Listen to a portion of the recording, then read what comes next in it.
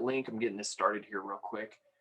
And it is just a little tricky. Today is one of those where you might want to watch along and then do this later. I did this with 5th graders yesterday because we did, what did we do yesterday? Something. I can't remember. My brain is all fried. I'm sorry. I don't remember what day of the week it is. It's a day that ends in Y. There we go. Okay, so there's a lot of materials. There are a lot of things. Oh, Grand Island's now highest per capita. I thought Dakota took it over because they've had such a huge thing. I wasn't sure. Or it's one of the top 4 hotspots. I can't remember, but thanks for that. I can't remember. But what you're going to need today is a lot of different things.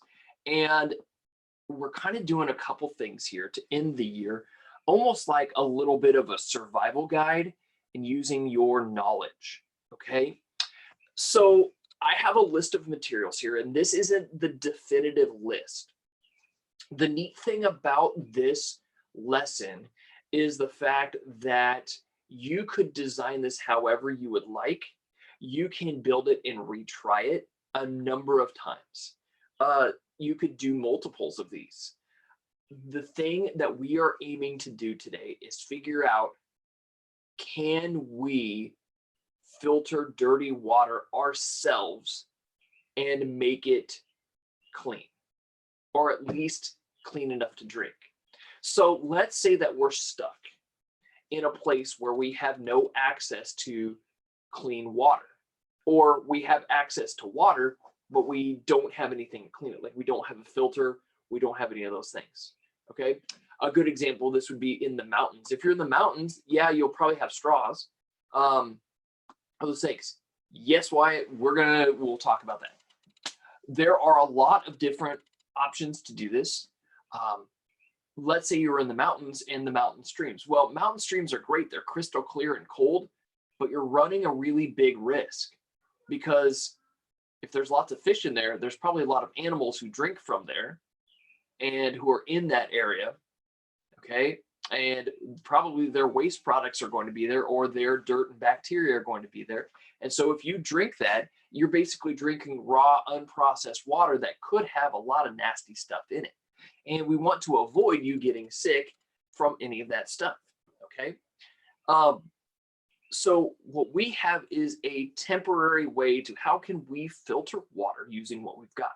So I've made this list of using one plastic bottle. I happen to have a 1 liter bottle. They had a good sale at the grocery store, $1 for like Squirt and 7-Up in 1 liter bottles. That's a pretty good deal, considering a 20-ounce bottle of pop runs about $1.75, $1.80, which is kind of ridiculous. But that's just me. You can use coffee filters. You can use paper towels. You could use newspapers, dirt, pebbles, sand. There's different grits of sand. And then what you're going to want to do is make some dirty water, okay? The best way to do this, to see if you're successful, putting food coloring in it, a couple drops. Oil is a great thing to put in there too. Sometimes the teachers will put sand. Styrofoam is a good thing. You never know what kind of...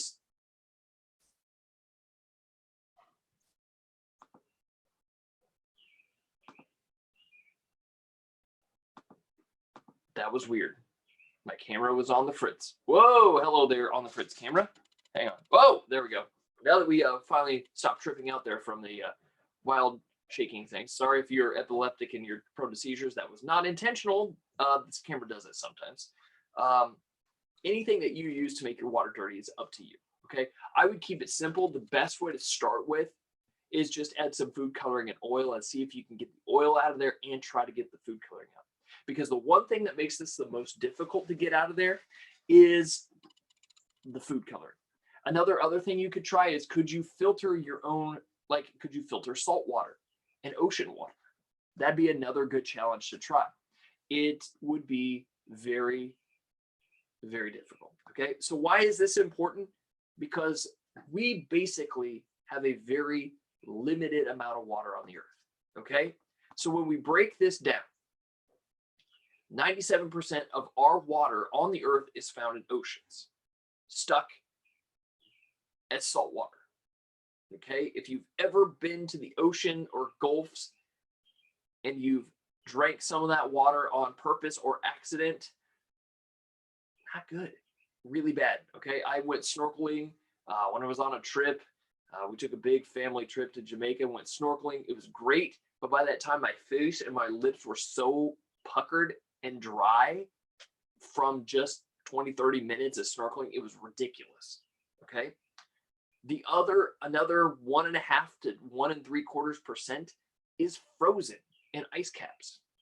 That leaves between us and about 7 billion people on the earth 1% of the total amount of water available to us to share. 1% of all the water on the earth we have to share between 7 billion people. That's a lot. That'd be like this little section right here of this bottle. The rest is all stuff we can't use.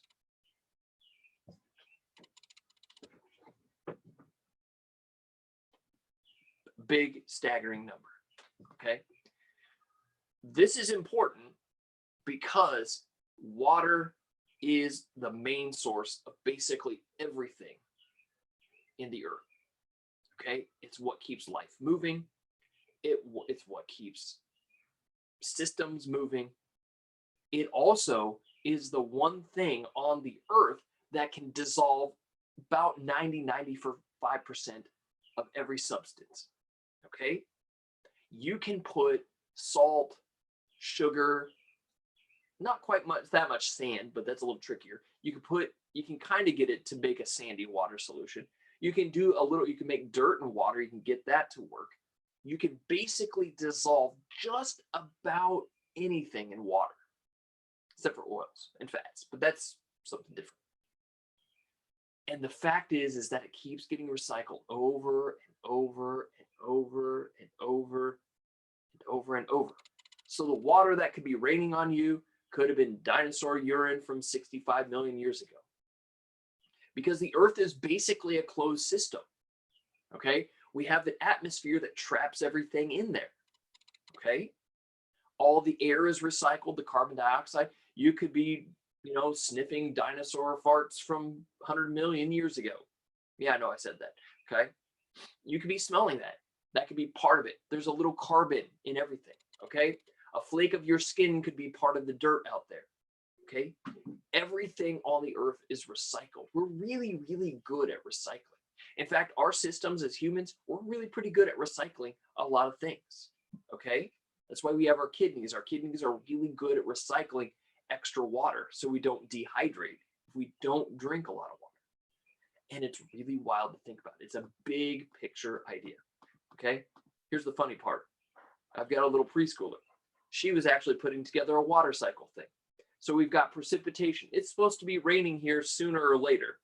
They said it was supposed to be raining. AccuWeather is never wrong. Okay? But that precipitation is going to happen. You're going to get a little bit of rain or snow or sleet or thunder sleet, okay, or thunder hail. I don't know. It's eventually going to run off. It's going to either pool into little puddles and then evaporate back into the air and create another set of clouds that will become precipitation. Or the one thing that it can do, and we see this a lot in Nebraska when we water our plants, we see a lot of what's called infiltration. The water is actually going into the earth. And those of you who live in rural areas, okay, city water's kind of tricky. This is a really good 5th grade one. This is a good one too. You guys, we kind of talked about last year. When you are in a rural area, most of the time you sink a pump or sink a well. Okay, the well water is drawing up moisture that's trapped. And no, it's not a gigantic underground thing. It's the little things in there. That's why they have a filter on the bottom of the pump or the well, so it keeps all the sediments from getting in, but that doesn't always happen. But that water that comes out of the ground is pretty clean because the earth is a really good natural filter.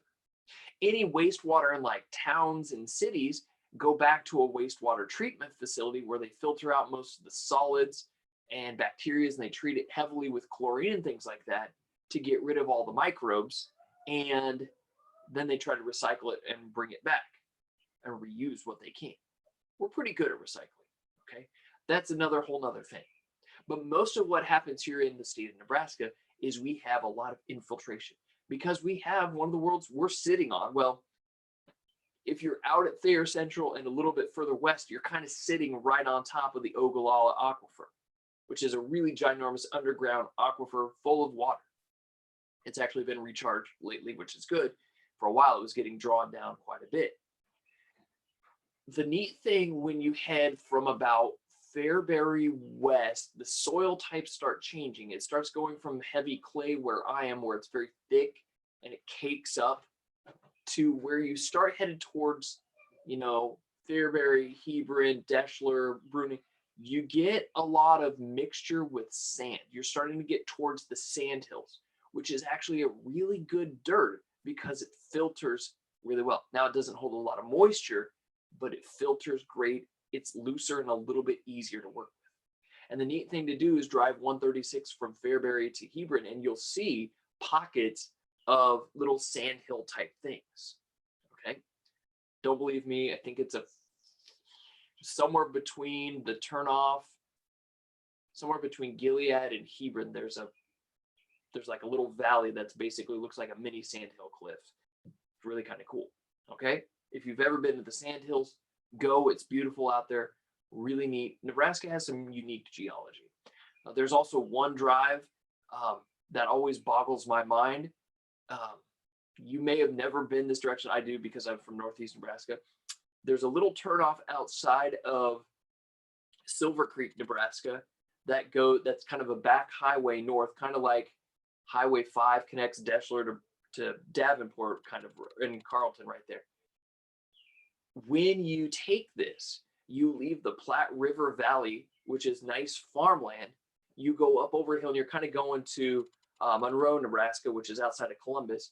And you basically drive and you get into these hills, and then all of a sudden the hills go from farmland to these sandhill pasture lands like western Nebraska. And then all of a sudden you dive down to this hill and you dive down into this river basin, which is part of I can't remember what river it is. It's a creek, and boom, it goes right back to heavy farmland, darker soils. It's the wildest, weirdest thing, because on one side it's regular farmland, on the other side it's scrub, like sandhills. It's the weirdest drive. Sandy Creek, I haven't been out that way in quite a long time. Okay, so yeah, there's a lot of cool things. And so when we do all of this stuff, okay, we know that if we make salt water and we boil water, we can leave some things behind by evaporation. Okay, we get rid of all these impurities. Yeah, that big Sandy Creek is fairly similar to that. Very interesting thing. You get some weird stuff. We're always going to have little dirt, bacteria, things like that, and we can clean it with chlorine. Okay, but when we infiltrate, we get all the contaminants out for the most part because it'll cling to a lot of things.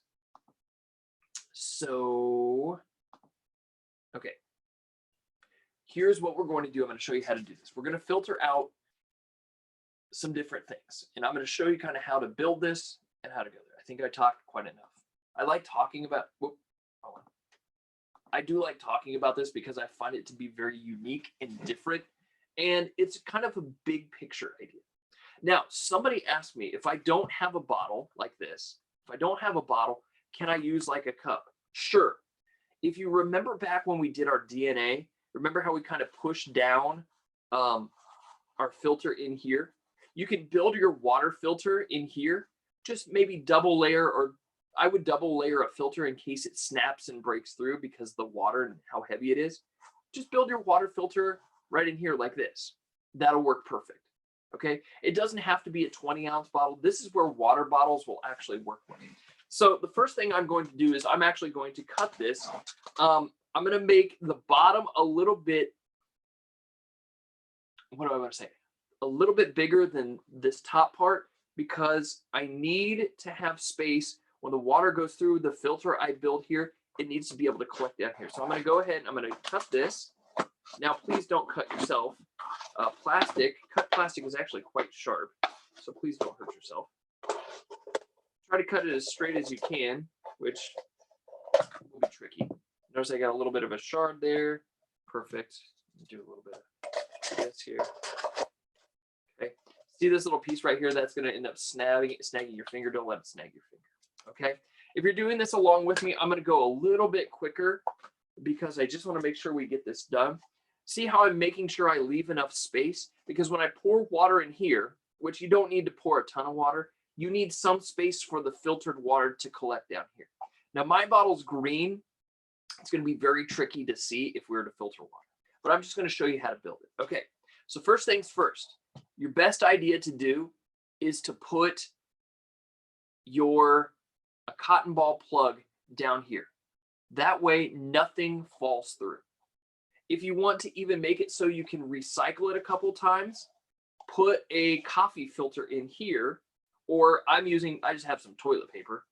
Okay, the only problem with toilet paper, it's just so thin, but it would help keep your bottle clean so you can reuse it. Okay, so I'm going to maybe put some toilet paper down there. Now, when you go to build your filter, it doesn't matter what order you put things in. It does not matter what order you put things in.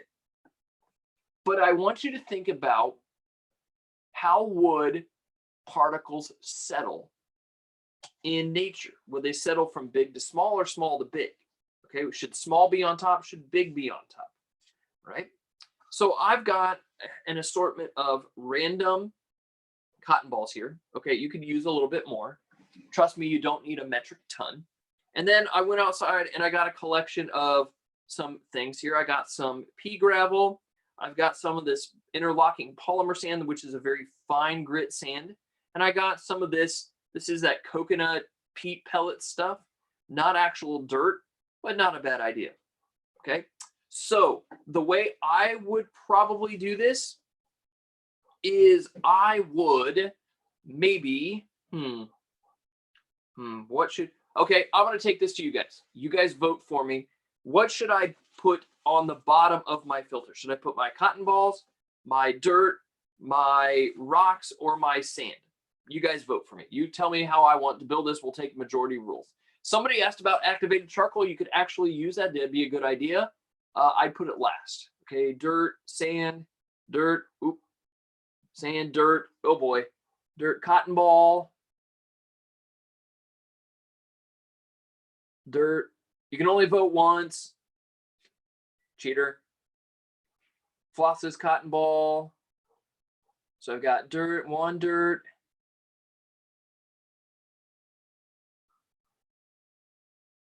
One sand, two cotton ball, dirt. Okay, I need a tiebreaker. Oh, cotton ball. Who do I have in my thing of people that I could use as a tiebreaker? I'm going to look through here.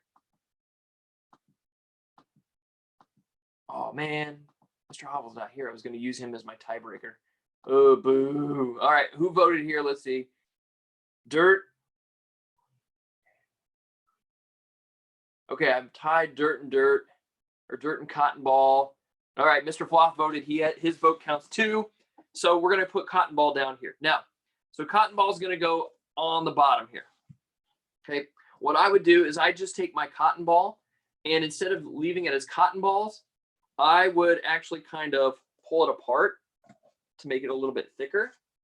Okay, pull this and stretch it just a little bit, maybe make a neat little filter out of it. And then, sorry, Mason. Age votes over rules here. All right. So I'm going to put that right here. Okay, that's going to go. So I'm keeping my TP there. I've got this next. Now, I've got three choices. I've got dirt, I've got pebbles, and I've got sand. What should I do next? What would be my next most logical choice? Okay, Mason is definitely all about that dirt. Sand, dirt, sand, dirt, sand. Cardboard. I don't have cardboard. Sorry. 1, 2, 3 sands, 4 sands. 1, 2, 3. Sand. All right, sand it is. Sand has been voted. Sand has been voted for. All right, so I'm going to take my sand. Now, notice this sand's texture. Okay, this is a very, very fine grit sand. There are many, many, many, many, many different textures of sand. Usually when we send this out, we usually have multiple different grits of sand. Okay, one that's a little bit more coarse, one that is a little bit finer. Okay, so this would be a very fine grit sand. Okay, I'm going to put some sand over the top here. Now notice this isn't working great, but it's not bad. Okay, there we go. And I'll grab my last of my scoop here.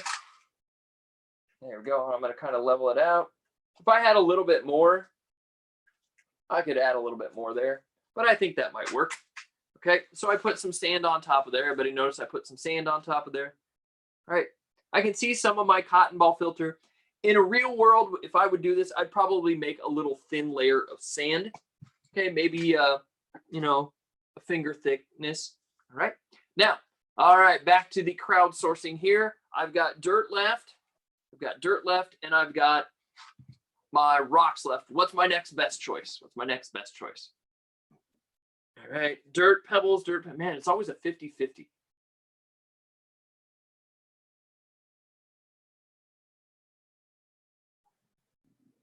see. You only have dirt and rocks and no sand. Perfect. Go with the dirt and rocks. You might have to make layers. You know, ogres have layers, onions have layers. Okay. 1 dirt, 2 dirts, 3 dirts, 1 gravel, 2 gravels, 3 gravels. Dirt it is. All right, dirt it is. Okay, so we're going to take dirt here. I've got this little peat pellet. If I had dirt, I'd use dirt, but I've got this little peat pellet, so I'm going to kind of grind it up. And this stuff is the stuff that actually swells a little bit, and it actually absorbs some water. So that may or may not be your best choice. It might be a little bit tougher to use. I actually have this left over from seeds that actually decided they didn't want to grow this year. That's fine. I didn't have much luck with my seedlings. So there I go. I'm making this giant mess here, which my better half is going to be so happy about, which leaves me with rocks and pebbles at the top. So you guys have chosen, and there's a little bit of sand there. So you guys have chosen to build a filter that goes from large particles towards small particles. Now, so the larger particles are going to be here at the top. The smaller, finer particles are down at the bottom. And again, would that make sense?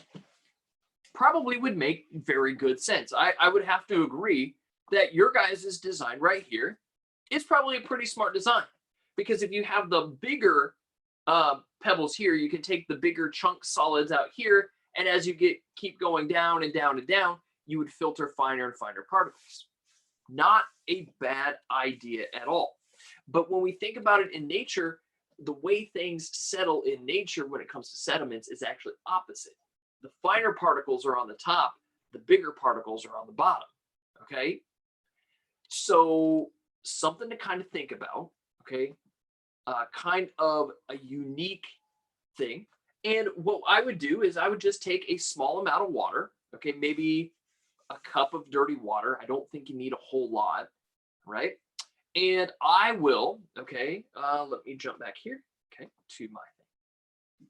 Okay, so I've got this Aquafina bottle. There's no coloration in it. And what I would do is I'm just going to pour enough water in here to let it sit and let it filter. Now, here's the problem. Is it going to take some time? You bet. Is it going to take this forever? Absolutely. In fact, I'm going to run into a problem because number one, this stuff right here, this peat pellet will actually swell and absorb water. Secondly, this sand down here is so fine. There's actually a chemical in there. It's called a polymer, which will actually glue this together so it'll actually kind of become a solid. And what I would have to do in order to get actual water to run out the bottom is I'm probably going to have to add a little bit more. And it's going to have to sit there and soak. And eventually, water will come out the bottom. Now, oh, there it goes. Look at that. It's actually working. Now, when I think about my, hey, that's pretty cool. It actually worked. Woohoo! When I think about my filter, I actually added quite a bit more water to oversaturate it. Okay, saturate means to fill it with water. I actually added a little bit extra so it would actually start flowing. I was hoping. When we think about reality of filtering, do we want, oh gosh, I forgot to hit stop share. You guys probably didn't see it. Did you see that at all? My filter probably was very small. Yeah, you didn't see that at all. That was my fault. Here we go. I forgot I had my screen share on still. Sorry guys. That is my fault. So here is my little design. It's actually dripping. So there I go. Now, I don't know how clean the water is as it comes through here. If I think about my filter, sorry about that. Somebody should have said, hey, Patrick, I can't see this. It's in that little window. Okay. This isn't too bad. Okay. This is not too bad. There's only one thing I would think about making it a little bit better. And that is, I don't want my filter to actually go real fast. The only reason this went fast is because I dumped a whole lot of excess water on it. What I really, really, really want it to do is take its time. The more time it takes, the better it's going to work. The more time it takes, the better it's going to work, because that means water's moving slower through here and it's going to filter more stuff out. So you guys went with the idea of bigger particles here, smaller particles down here. Not a really bad idea. So any of my solid stuff would be trapped up here. Any extra solids would be trapped up here. And any contaminants would be basically done. But the only thing I probably would have that I'd have to worry about would be my bacteria and other stuff. Now, somebody asked about activated charcoal. If you have activated charcoal, which is what Brita pitchers use, is I would put it basically right down here so it doesn't stain my clothes, and it actually works the best when it's right here at the end. Activated charcoal removes a lot of the coloration, but the biggest reason you would use activated charcoal in nature in filtering this water is mainly because of taste. Okay, that would be the biggest reason. I would still, if I were in nature, I would probably still boil this water just in case, briefly, but just in case, to make sure I kill all the bacteria. Okay? Yes, absolutely. E. coli is nasty. It is natural stuff that actually lives in the guts of basically all living things. But if it gets out of your intestines and into your rest of your digestive system, it basically is like food poisoning, just even worse. Okay? There's a lot of really nasty bacteria out there. I wouldn't worry so much about salmonella. I would actually be more worried about what's called Vibrio cholera, which is what a lot of people used to have problems with because of old sanitation issues. They didn't have good wastewater treatment, and moving their wastewater out of their things. They used to just either pile it in the streets, or there used to just be gutters running in the streets and it would just flow. So the problem is that water would be contaminated and they wouldn't boil it, and they'd end up getting nastily sick. Okay. We don't have it a whole lot anymore, only in places where it's a big issue. So let me go back to my share screen. I want to show you kind of some interesting things. So real quick, when you look at it, it says 1 in 5 people don't have access to safe drinking water. There's 22 people here right now. Okay, let's round it down to 20. That means, actually, let's round it up to 25. That means 1 in 5 people. So that means of our 25 people, 5 of you worldwide would not have access to safe drinking water because of chemical contamination, bacterial contamination, or just it's so arid you don't have any place to go get it. For example, places in the sub-Saharan African nations where they have to walk long distances to go to rivers that might be polluted, with waste from things, chemicals, people, animals, whatever. And yes, we have this worry about water shortages. In fact, the state of Nebraska has been in a lot of lawsuits and in a lot of water rights fights for the Platte River in the western part of the state of Nebraska with Colorado, Wyoming, but also with the state of Kansas with the Republican River. And a lot of it deals with how much water they can actually draw off of the rivers in order to use for irrigation or drinking water. It's kind of a weird thing. You would think, why would states be angry about it? Because a lot of those places, they are very heavily protective of it because those are their drinking water sources, and especially in Nebraska, the big irrigation sources. So when we think about what we use, okay, what chemicals we use on our farms, what chemicals we use in soaps that we do, and remember, this all goes into our wastewater, and it goes into our city treatments, or for some of you in rurals, they get pumped out. It all has to be filtered somehow. It all goes somewhere. Once you contaminated a water source, it's really hard to clean it back up. Okay, so sorry about goofing up my share there. This is your filter. Have fun with it, build it, rebuild it, try it, see if you can get the best possible one. The way you have it built now with your big particles down to small is by far the best design. You could use grass, you could use whatever you have in nature. The best thing I've seen on those survivor shows that they talk about, moss is a great thing. Okay, so there's a lot of ways to do this, a lot of interesting ways to attack this problem.